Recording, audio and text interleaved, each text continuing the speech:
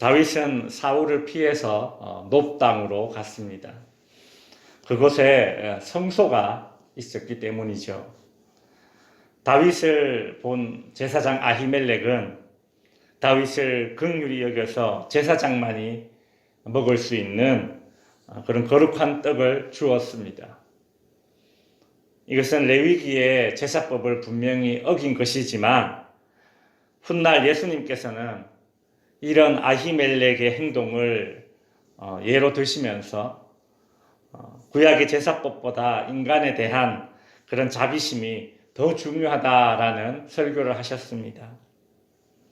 아히멜렉은 율법의 그런 문자에 갇히지 않고 율법의 정신이 하나님 사랑, 이웃 사랑, 특별히 이웃에 대한 긍휼을 베푸는 것임을 알고 이것을 실천으로 옮겼죠.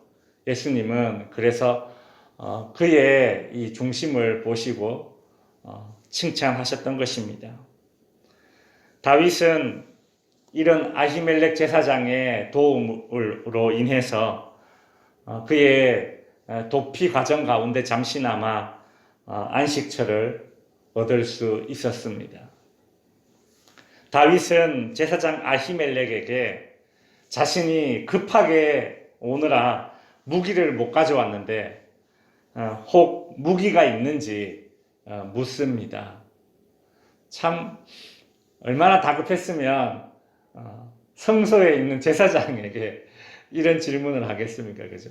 성소에 무기가 있는지 묻는 것도 참 어이가 없는 일이죠.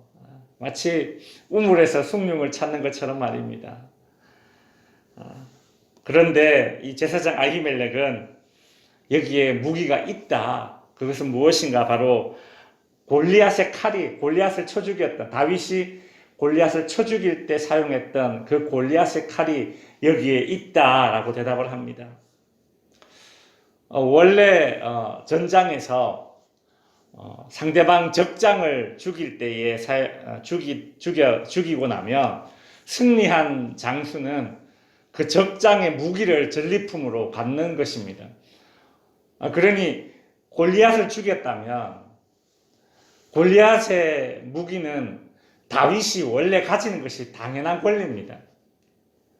그런데 어떤 이유인지는 잘 모르겠지만 이 골리앗을 죽인 이 칼이 성소에 있었다라는 것이죠. 어떤 이유에서인지 다윗은 자신의 정당한 권리였던 상대방의 적장을 죽인 그 적장의 무기를 갖지 못했습니다.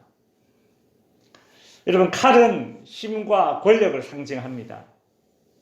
그래서 전쟁에서 승리한 장수가 패장의 그 무기를 전리품으로 갖는 것입니다. 이것은 일종의 상징성이죠. 더군다나 이 골리앗이라는 그 장수를 죽인 칼 아닙니까? 그러니 이것은 상당한 의미가 있습니다.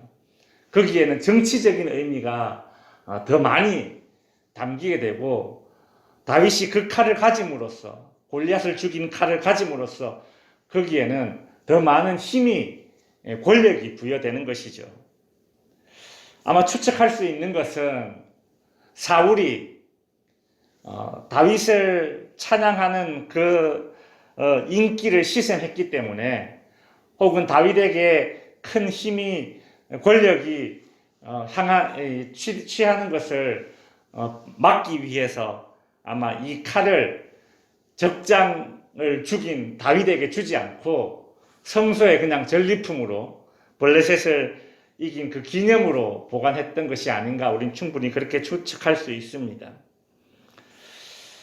그 이야기를 들은 다윗은 참 그와 같은 것이 또 없다 이렇게 말하면서 아주 만족해 하죠.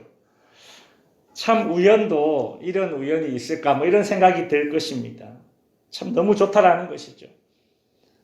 결국 이 다윗은 자신이 골리앗을 죽이고 그리고 머리를 벨 때 사용했던 골리앗의 칼, 원래 자신이 취해야 했던 그 골리앗의 칼을 받게 됩니다.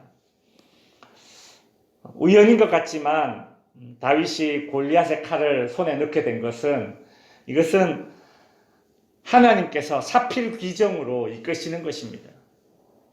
성도 여러분, 사람을 위한 하나님의 일하심에는 우연이란 것이 없지요.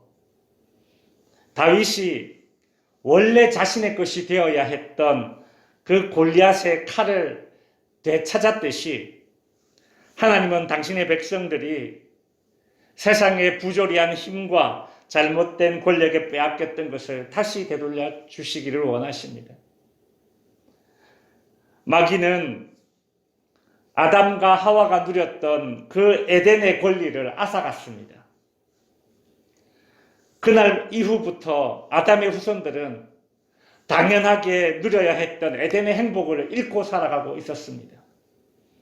그러나 하나님은 둘째 아담 예수 그리스도를 통해서 당신의 백성들에게 잃었던 에덴을 되돌려 주셨습니다. 우리는 지금 예수 그리스도를 믿음으로 인해서 잃었던 에덴의 회복을 보장받았고, 또 훗날 새하늘과 새 땅에서 영생하게 될 것입니다. 하나님께서는 아담과 그 아담의 후손들이 잃었던 그 권리를 다시 누리게 해 주실 것입니다. 우리는 새하늘과 새 땅에서 영원토록 왕노릇하게 될 것입니다. 그런 소망을 가지고 살아가는 것은 천국 백성으로서 이 땅에서 누리는 행복이고, 또 천국을 맛보는 그런 기쁨이 될 것입니다. 말씀을 정리하겠습니다. 도망자 다윗에게 골리앗의 칼은 어떤 의미가 있습니까? 다윗이 도망자의 삶, 공고하고 줄인 상태에서 두려움 가운데 있을 때에 골리앗의 칼을 그가 다시 손에, 골리앗을 죽일 때 사용했던 칼을 다시 손에 쥐게 되었을 때 다윗은 어떤 생각을 하게 되었을까를 상상해 보았습니다. 아마도 다윗은 그 골리앗의 칼을 손에 잡고 그냥 단순히 이 무기가 내 손에 생겼으니 든든하다, 이것이 아니라 자신이 이전에 골리앗을 죽일 때에, 골리앗과 대항할 때에 그 마음이 다시금 리마인드 되지 않았겠습니까? 그 순간을 떠올렸을 것입니다. 오직 하나님만 의지했던 그 순간을 다시 다윗이 떠올렸겠죠. 전쟁은 오직 여호와의 손에 있다라고 외치면서 여호와의 이름을 의지하고 막대기와 물맷돌을 들고 그 거인 골리앗과 맞서 싸웠던 그 순간을 다시 떠올려 보지 않았겠습니까? 지난날 하나님이 두셨던 그 승리를 떠올리면서 지금의 두려움을 극복할 수 있고, 또 미래에 대한 소망을 그가 다시 품을 수 있지 않았겠습니까? 하나님께서 이러한 힘과 소망을 주시기 위해 원래 다윗의 것이 되어야 했던, 다윗의 권리였던 그 골리앗의 칼을 다윗의 손에 하나님께서 되돌려 주신 것입니다. 성도 여러분, 골리앗의 칼은 성소에 있으면 사실 그 장소에서는 의미 없는 것이죠. 그래서 에봇에 쌓여서 저기 뒤에 있을 뿐입니다.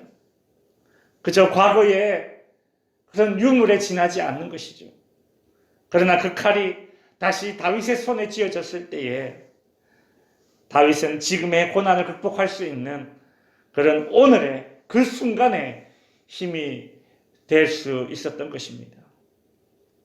성도 여러분, 하나님은 다윗에게 골리앗의 칼을 되돌려 주셨듯이 당신의 백성들의 것을 다시 되돌려 주실 것입니다.